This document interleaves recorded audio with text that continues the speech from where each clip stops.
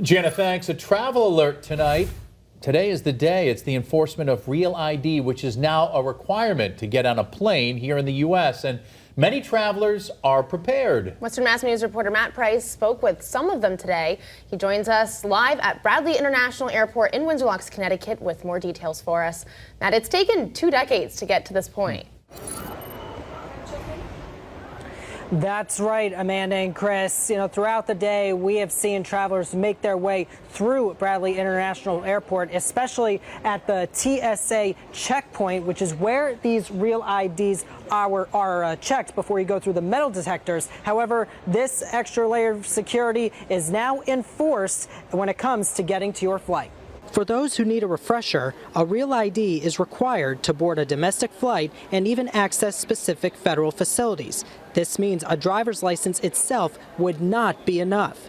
That license, such as this example of a Real ID on your screen, would need to have a gold star in the upper right-hand corner for you to be good to go. All of this dating back to 2005, when the Real ID Act was passed to establish minimum security standards for state-issued driver's licenses and ID cards. Bradley Airport officials telling us this morning went really well, that there were no issues at the checkpoint, and that a vast majority of travelers had their Real ID or passport.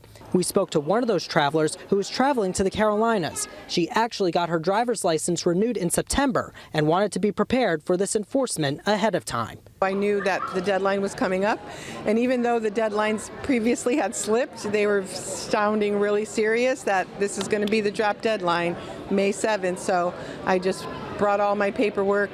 Now, if you don't have a Real ID, you can still get on a flight, but you'll need another form of identification that is acceptable. You can see those forms on your screen now. They include a United States passport, a passport card, a military DoD card, and a DHS Trusted Traveler card. The passport and passport card are Real ID compliant.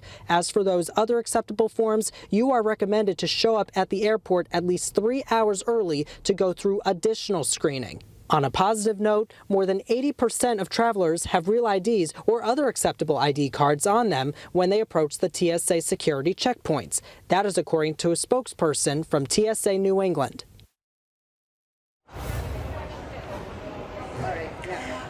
While that is a good thing, because today is Enforcement Day, it means you now will need a Real ID, and you can get a Real ID at your local registry of motor vehicles. We'll have a full report on this topic on Western Mass News later at 6 o'clock. For now, reporting live from Bradley International Airport here in Windsor Locks, Connecticut, Matt Price, Western Mass News.